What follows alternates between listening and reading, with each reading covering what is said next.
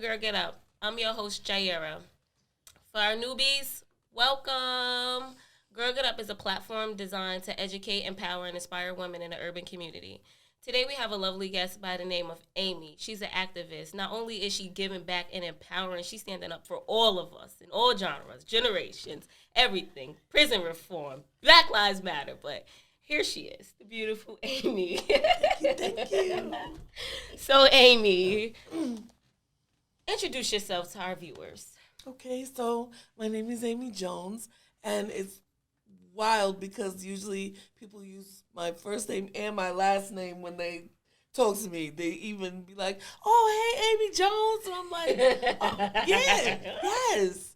But I refer to myself as the Black Internet's auntie. That's cute. Yeah, I love it. The favorite part of my life right now is I'm turning 50, March 18th, Pisces season. Okay, Pisces. And Do she look 50? No, she no, don't. she does Not even a not. little bit. Not even a little bit. But that's the favorite part of my life right now, and being the Black Internet's auntie. I am the mom of 6 daughters. 2 are my bio, and 4 are with are my husband's children from his first marriage, and I love all 6 of my beautiful Black daughters. And I just my heartbeat and my life's work is just around Black marginalized genders and those of us that have kind of been written out and left out and um, kind of forgotten. And Malcolm X even said that the most hated person in America is the Black woman. And so I try to flip that and just love on us. And I'm really not worried about who doesn't love us. I'm just worried about loving us. Right. And so that's kind of my life's work. So how did you get involved in advocating? The first person I ever had to advocate for was me, and I that was about survival. And when I came to a place in my life where I didn't just have to survive anymore, I was actually like doing it, and I started thriving in my own life and gaining traction in my own life, and I stopped going to jail, and I stopped running up in banks, and I stopped. Doing all the things that I was doing that my trauma told me to do and survival told me to do, then I started advocating for others. And that's been 20 years.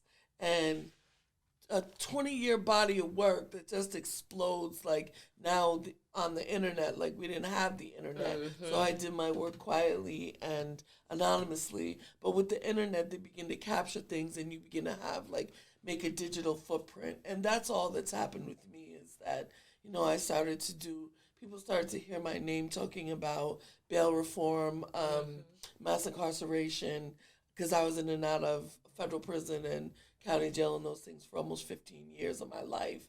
And So what does that look like?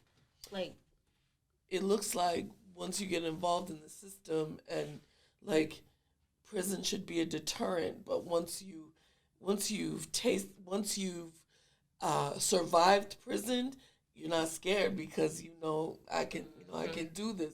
People literally get locked up and in the bullpen like the first part, like they're like I can do this standing on my head, and you actually can, and you just get another layer of skin and survival in you.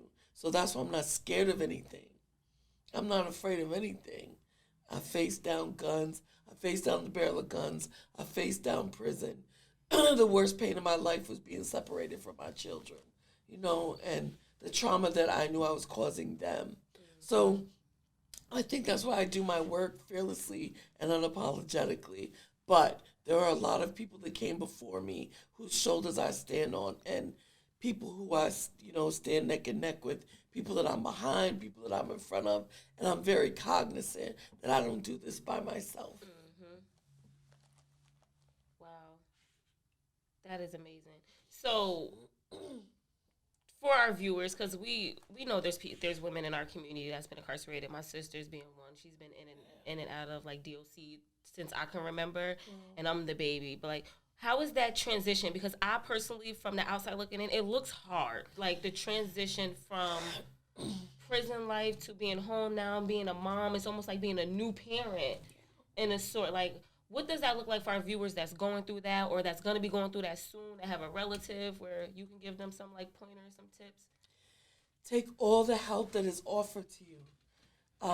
Soak it up like a sponge and take as much time as you need with that help. Whether you need to go to mental health or substance abuse treatment, whether you need to go live in a halfway house, whether you need social services, whether you need whatever it is that you need, take that help and be gentle with yourself. Let people love you, let people help you.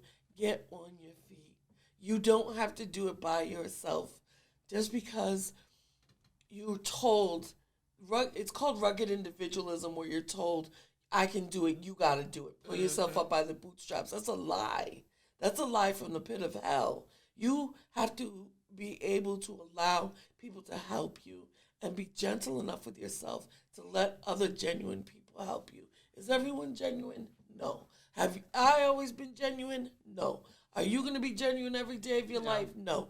However, find out where those intersections are. Find out where that meets. And be gentle with yourself and accept help from other people that want to be gentle with you. Yeah. Jeez. Yeah, I agree. Are there any resources for women that's coming home, or is there any places that... We're fighting very hard for them, but unfortunately in the Capital District, there really isn't a lot of reentry services for women returning home from periods of incarceration. If you are coming home to the Capital District, there are a few shelters. The parole is going to, if you're coming home with parole with community supervision, there are a few shelters that parole is going to connect you to and actually mandate you to if you don't have a place to go that they have pre-approved. You're going to have social services. Albany County does have a reentry initiative that I'm familiar with. And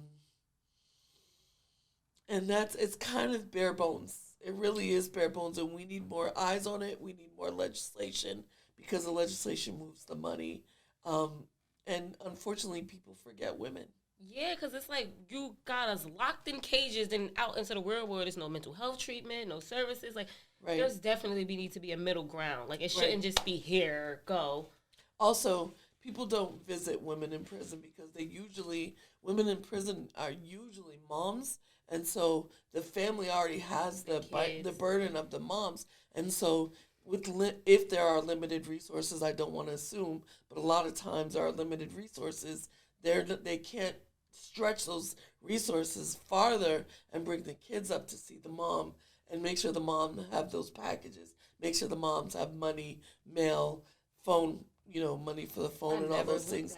We definitely get left behind when it comes to being incarcerated. Because with the moms, we're all knuckling, busting, and trying to make it happen for dad and making sure dad get the visits. I never looked at it like that. Oh, wow. Yeah, we definitely got to do more for our women, myself included. That's actually why this platform was invented, because I definitely want to do more. Myself included. I wasn't incarcerated or anything, but I had my own struggles. I needed my own time. I needed